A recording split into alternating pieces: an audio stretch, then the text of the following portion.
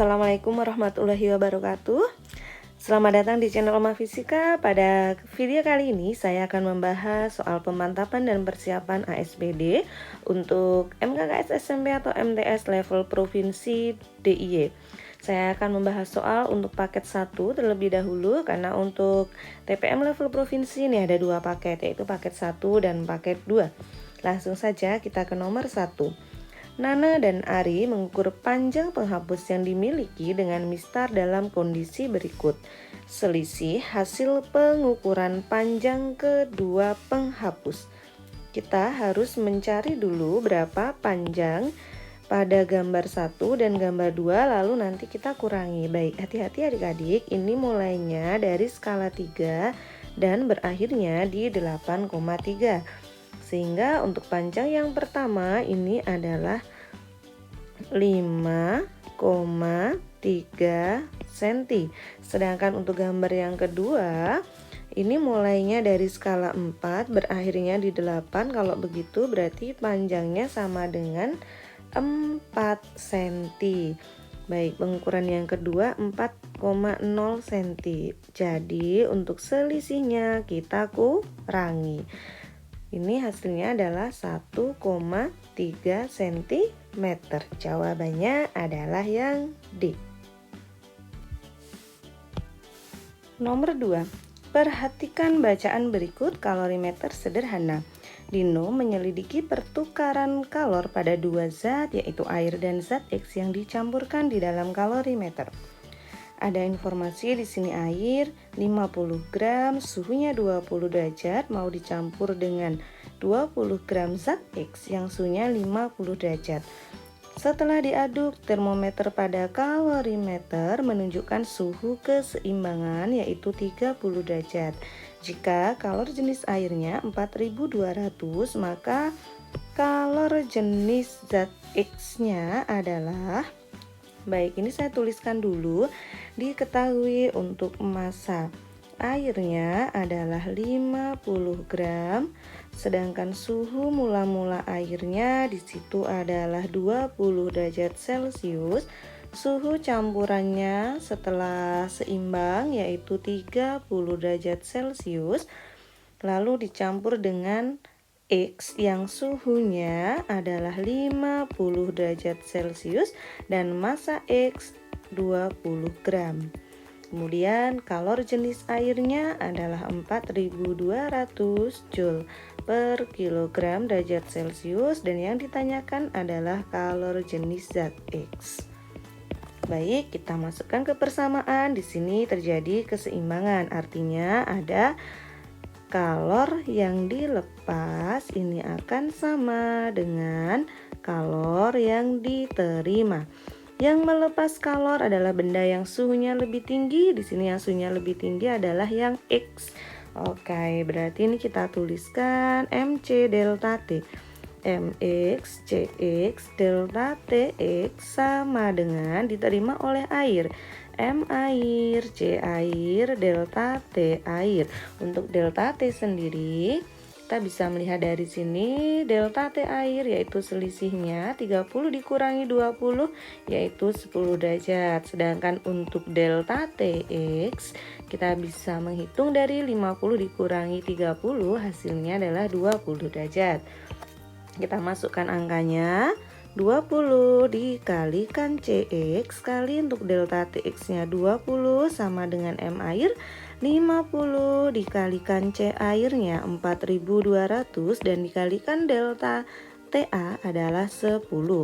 Kita bisa menyederhanakan angka yang bisa kita sederhanakan di sini. Nolnya bisa kita coret ya, kemudian 0 ini juga bisa kita coret, lalu 42 dibagi dengan 2 hasilnya adalah 21. Baik, kita lanjut menghitungnya. Jadi untuk CX nya adalah 5 dikali 2100 berarti 10.500. Ini masih ada angka 2, jadi untuk CX nya adalah 10.500 dibagi 2 hasilnya adalah 5.250 Joule per kilogram derajat Celcius. Jawabannya ada di opsi D. Nomor 3, perhatikan lambang-lambang atom pada sistem periodik berikut. Ada C, G, germanium, natrium, dan aluminium. Berdasarkan konfigurasi elektron pada atom-atom tersebut, atom yang terletak pada golongan yang sama pada sistem periodik unsur adalah, kita akan menentukan golongan yang sama yaitu dengan menggunakan aturan konfigurasi elektron. Kita lihat dari angka nomor atomnya. Jadi yang ini 6, 32, 11, 13. Caranya adalah kita ingat bahwa dalam suatu atom ini terdapat inti dan kulit-kulit atom. Nah, kulit yang pertama ini hanya boleh diisi oleh maksimal 2 elektron, kulit kedua 8 elektron, kulit ketiga 18 elektron. Baik, kita buat konfigurasinya dari yang pertama, atom C. Di sini angkanya 6. 6 sama dengan kita isi kulit yang pertama 2, berarti masih punya sisa 4. Nih, kulit yang kedua 4. Lalu germanium 32, kita tulis 2, masih bisa untuk mengisi 8, masih sisa lagi. Bisa nggak untuk mengisi 18? Ya, masih bisa. Berarti ini sudah berapa ini? 32 dikurangi 28, berarti masih sisa 4.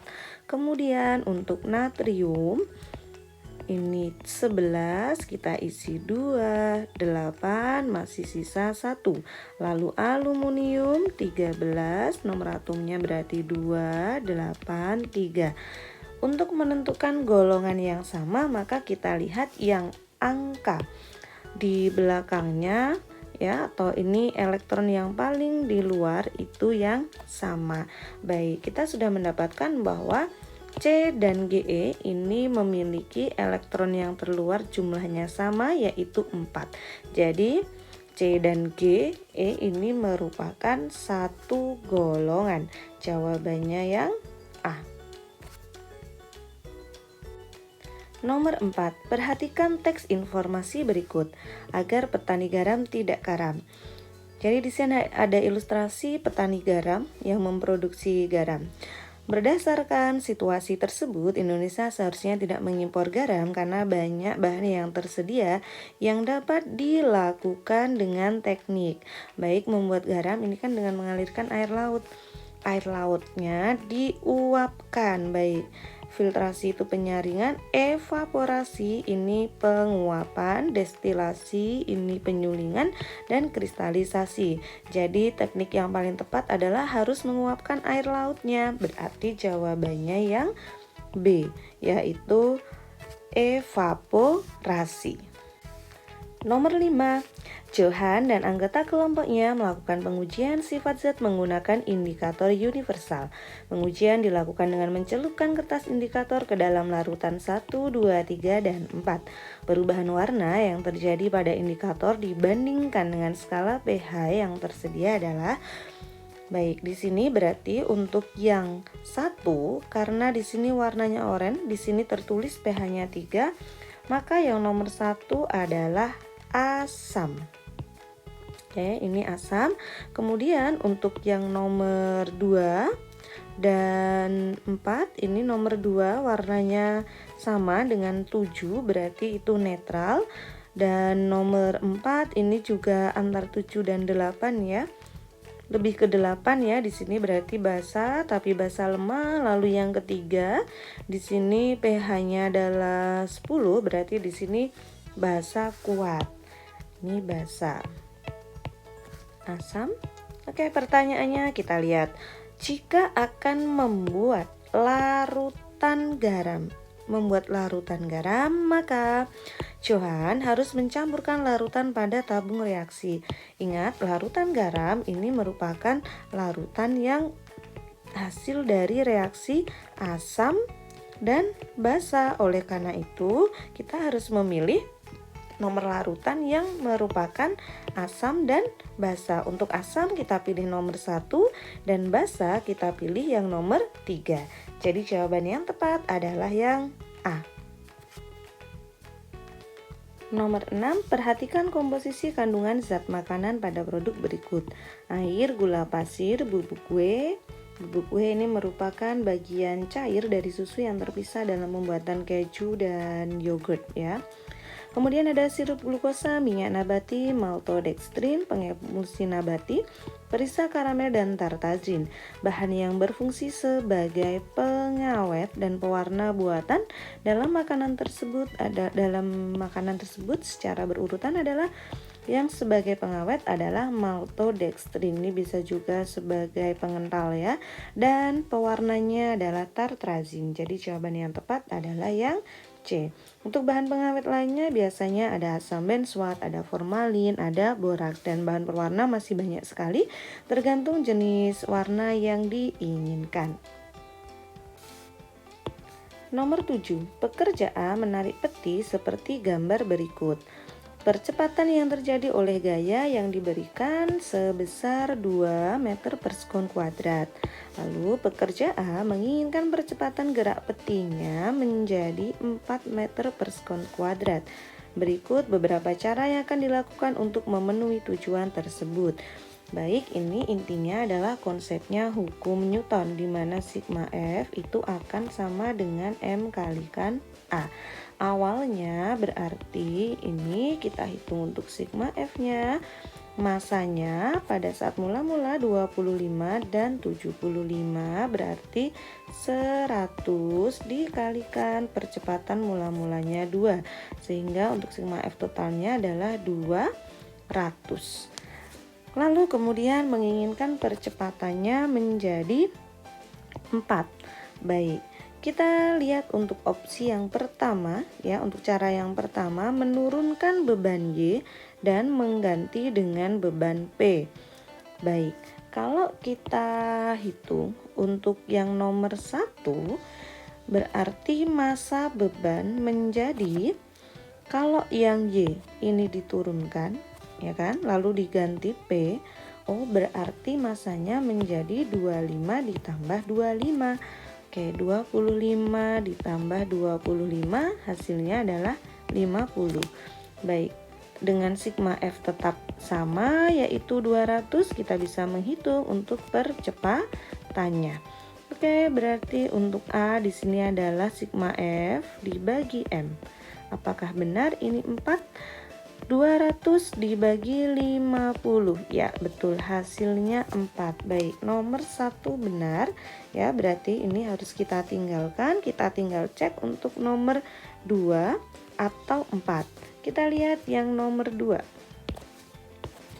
Menurunkan beban Y dan mengganti dengan beban P dan Q. Baik, kalau ini yang Y diturunkan ya, 75 lalu diganti P dan Q 25 dan 30 sehingga massa totalnya menjadi 80, sudah pasti tidak 4 karena ini tadi ketika kita mendapatkan 4 ketika massanya menjadi 50.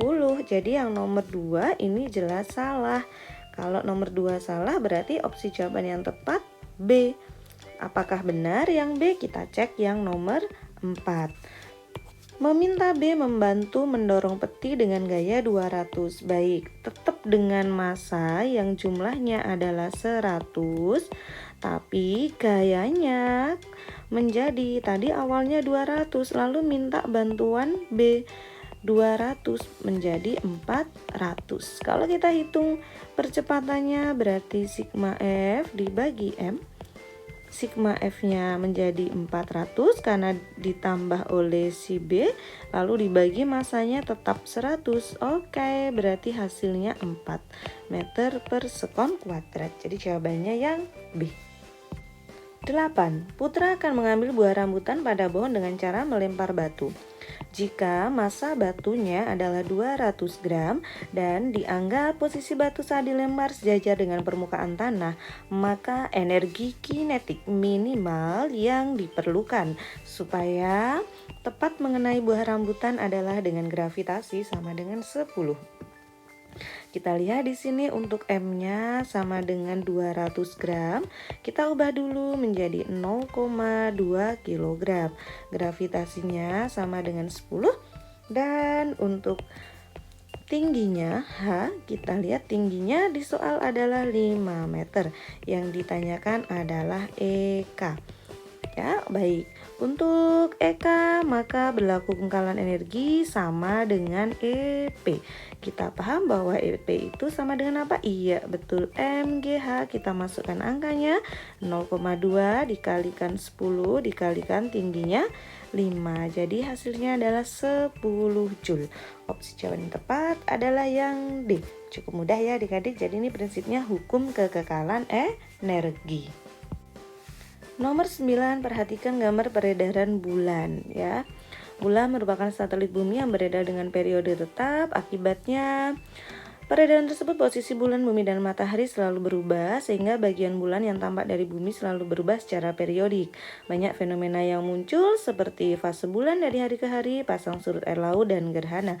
Fenomena yang terjadi akibat perubahan letak bulan terhadap bumi dan matahari adalah, kita lihat opsi yang A. Pada posisi 5, baik, kita fokus di 5. Pada posisi 5, gaya tarik bulan terhadap bumi paling besar sehingga permukaan bumi yang menghadap ke bulan mengalami pasang naik. Iya, betul, karena ini di sini ada matahari, ada bumi, dan ada bulan. Ini satu garis, maka terjadi pasang naik atau istilahnya pasang purnama. Baik, ini benar ya. Yang A sudah betul ini, sudah jawabannya yang A. Mau cek yang lain boleh ya. Nah, contoh nih saya cek. Ketika bulan pada posisi 1, bagian bulan yang menghadap ke bumi tidak terkena cahaya matahari, sehingga matahari selalu tampak seperti cincin. Oh bukan ya, ini sangat tidak tepat. Baik, jelas jawabannya yang A. Baik, kita lanjut di soal nomor 10. Seorang pekerja menaikkan beban dengan bidang miring. Jika beban yang dinaikkan mempunyai massa yang sama, maka bidang miring yang memerlukan gaya yang terkecil untuk mengangkat ke atas gaya yang terkecil, maka kita harus mencari keuntungan mekanik yang terbesar.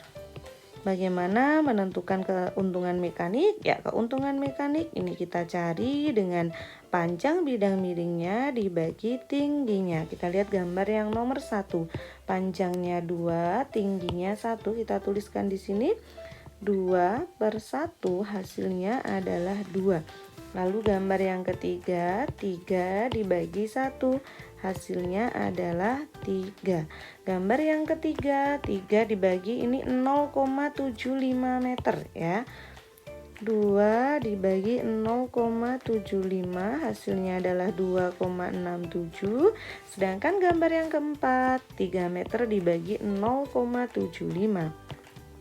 0,75 hasilnya adalah 4. Baik, jadi yang keuntungan mekanik paling besar akan menghasilkan gaya yang terkecil. Opsi jawaban yang tepat adalah yang D. Nomor 11, 2 buah kotak berada di atas lantai. Hati-hati di sini ukurannya tidak sama. Kita untuk tekanan kita harus melihat dari luasnya. Kotak P dan Q memberikan tekanan yang berbeda pada lantai. Prediksi yang tepat untuk perbedaan tersebut adalah, ya, konsepnya tekanan P itu sama dengan F dibagi A, atau P sama dengan M kali G dibagi luas penampangnya. Kita lihat berdasarkan gambar, luas penampang yang P di sini adalah 40 kali 40 ya. 40 kali 40 sama dengan 1600 cm persegi, sedangkan luas yang Q ini nilainya lebih kecil, 20 dikalikan 20 sama dengan 400 cm persegi. Kita baca, jika P mempunyai massa yang lebih besar dari Q, maka P selalu memberikan tekanan yang lebih besar.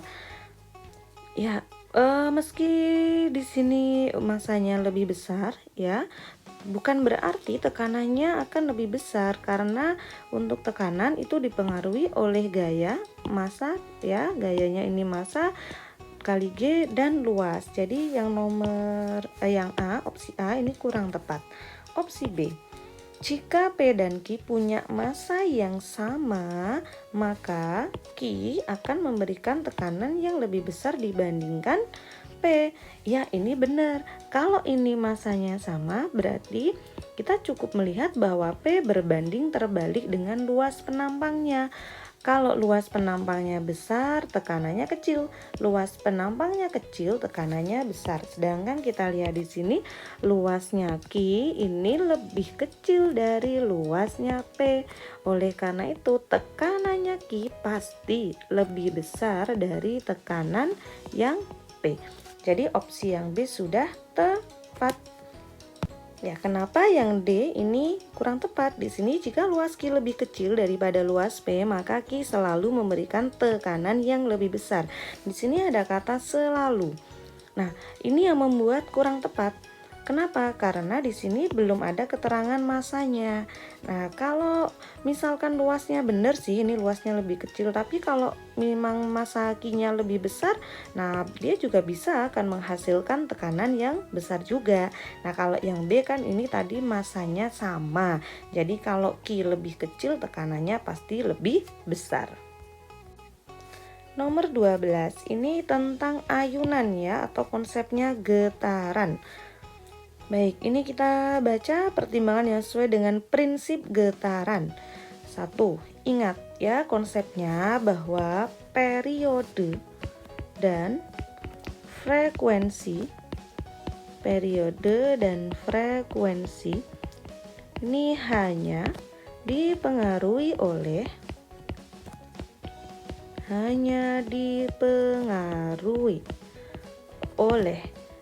panjang tali dan percepatan gravitasi ya.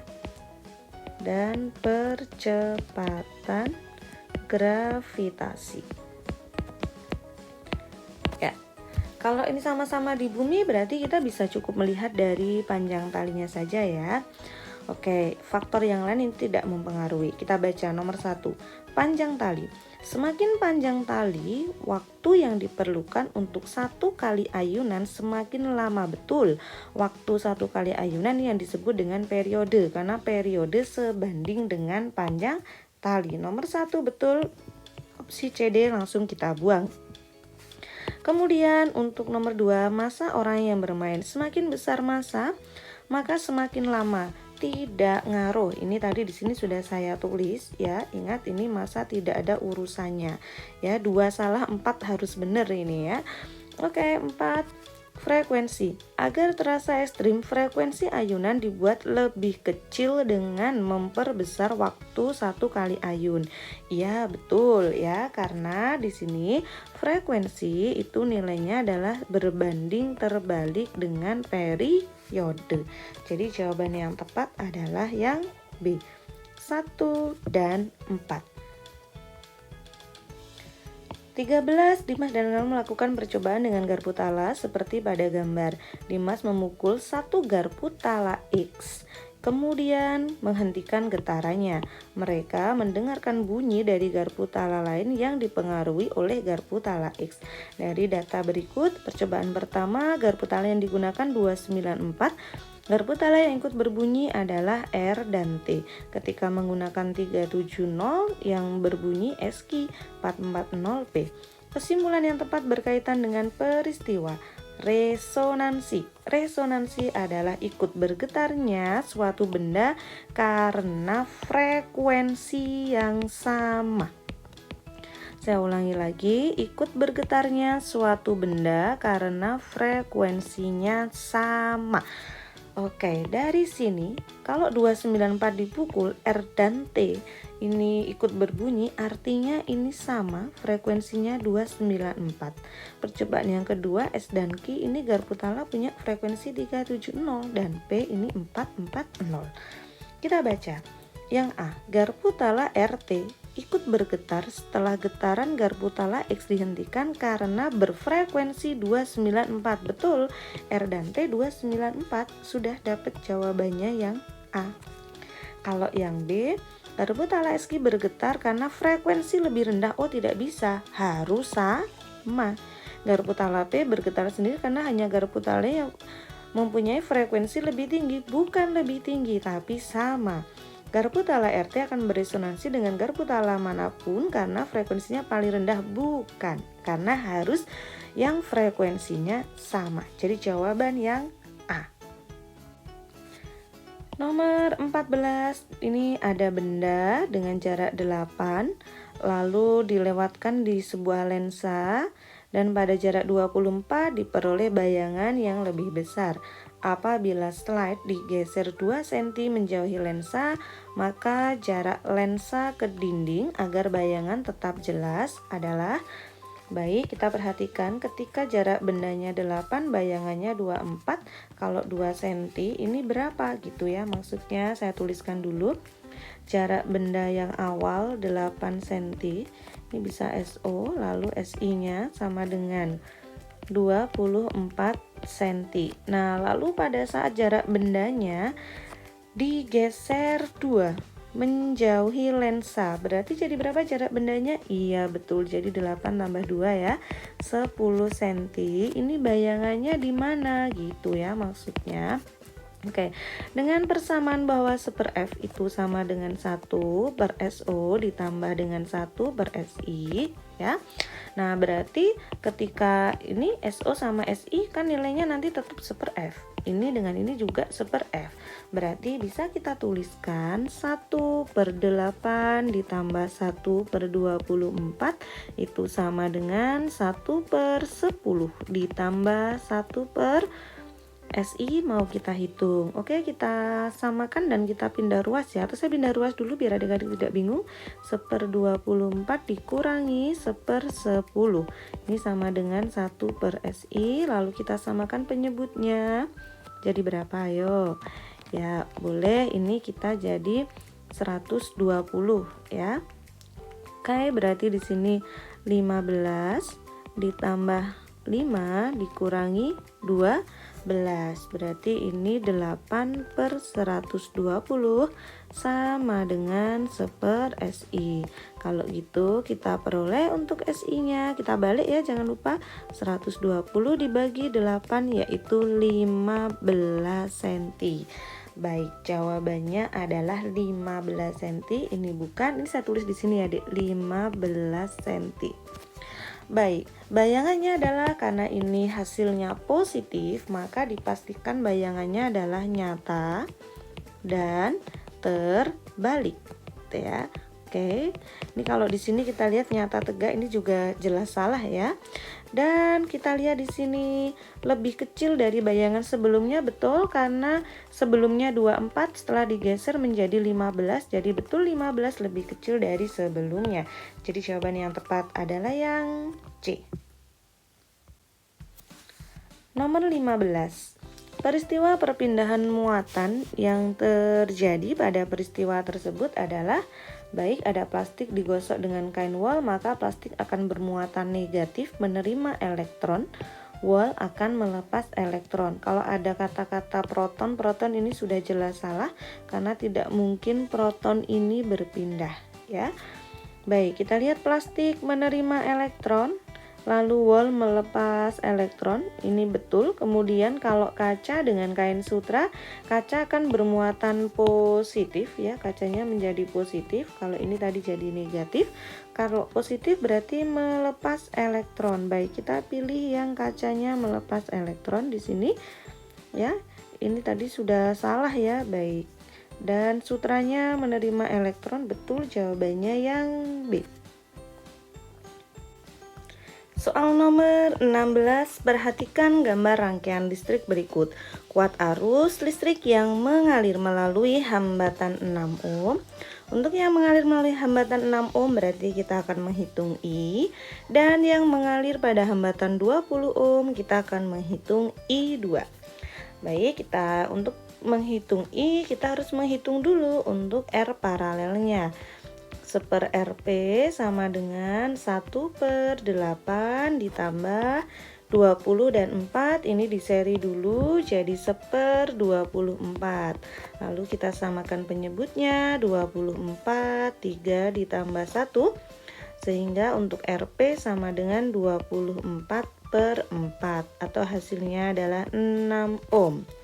Lalu untuk R totalnya itu merupakan rangkaian seri dari 6 ditambah dengan 6 sehingga kita peroleh 12 ohm.